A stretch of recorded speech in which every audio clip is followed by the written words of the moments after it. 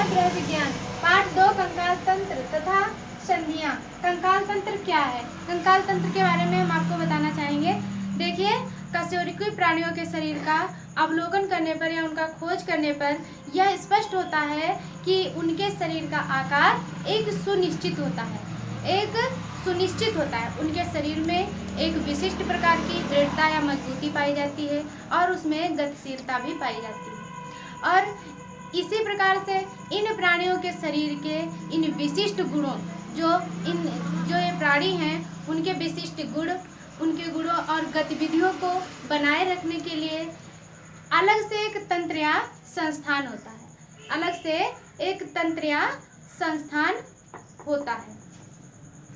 और जिसे हम क्या कहते हैं?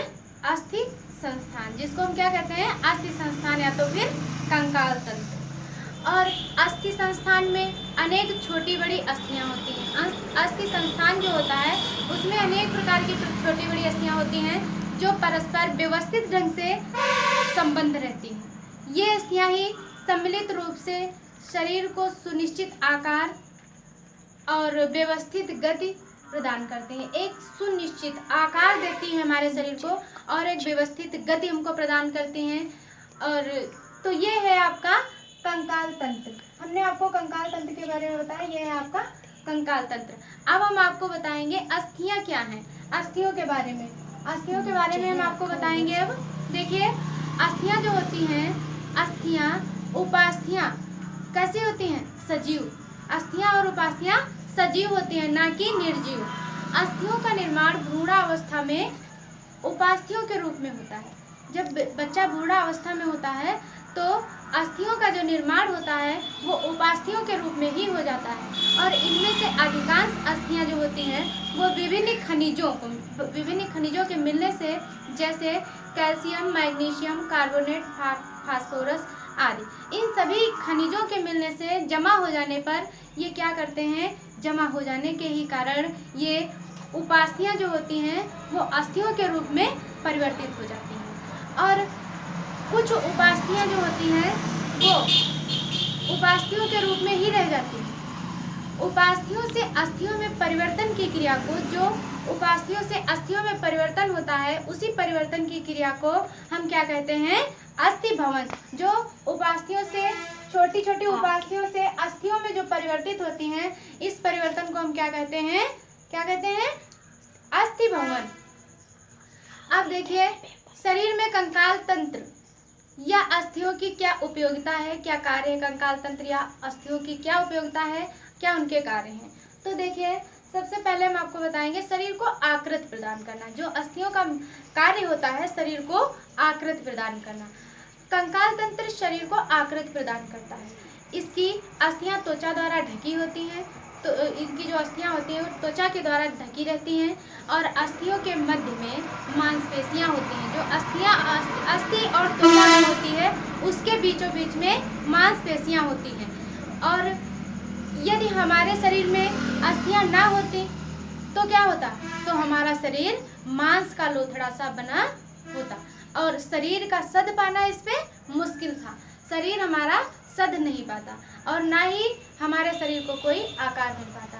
देखिए, अब हम आपको बताएंगे शरीर को गति प्रदान करना। ये जो अस्थियां होती हैं ये शरीर को गति प्रदान करती हैं। चलने फिरने, भागने दौड़ने, कोई भी कार्य करने के लिए ये हमारी सहायता करती हैं। और तो इस प्रकार से शरीर को गति प्रदान करना होता है इनको।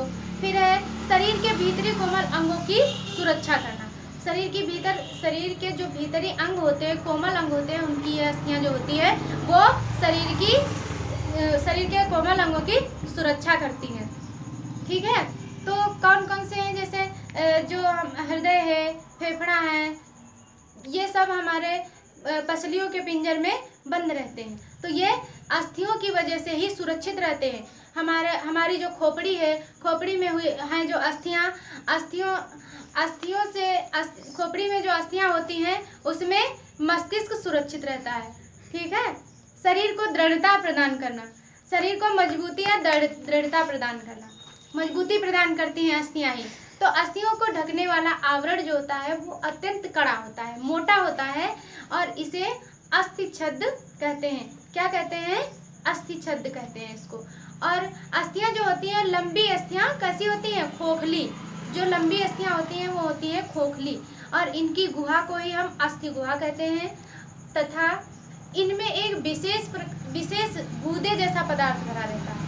गूदे जैसा जो पदार्थ भरा रहता है जिसे क्या कहते हैं, अस्थि मज्जा। जो लंबी अस्थियों में जो गूदे जैसा पदार्थ भरा रहता है उसको हम क्या कहते हैं, अस्थि मज्जा कहते हैं। और इसी में अनेक रुधिर कोशिकाएं होती हैं, तंत्रिकाएं भी होती हैं, और अस्थि मज्जा में रुधिर कणों का निर्माण भी होता है। जैसे अस्थियां जो हैं, जो लंबी अस्थियां मैंने बताया आपको, उसमें वो अस्थि मज्जा पाया जाता है।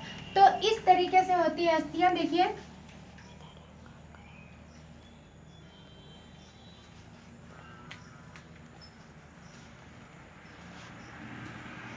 इस तरीके से जो अस्थि है, तो अस्थियों में ये क्या भरा हुआ है,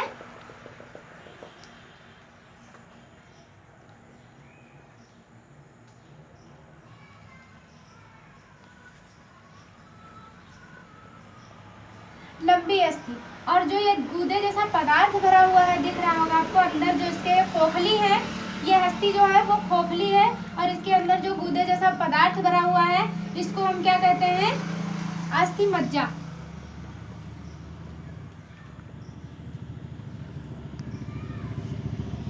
इसको हम क्या कहते हैं, अस्थि मज्जा। तो ये है अस्थियां। अस्थियां जैसे और क्या करती हैं, रक्त कणों का निर्माण करती हैं।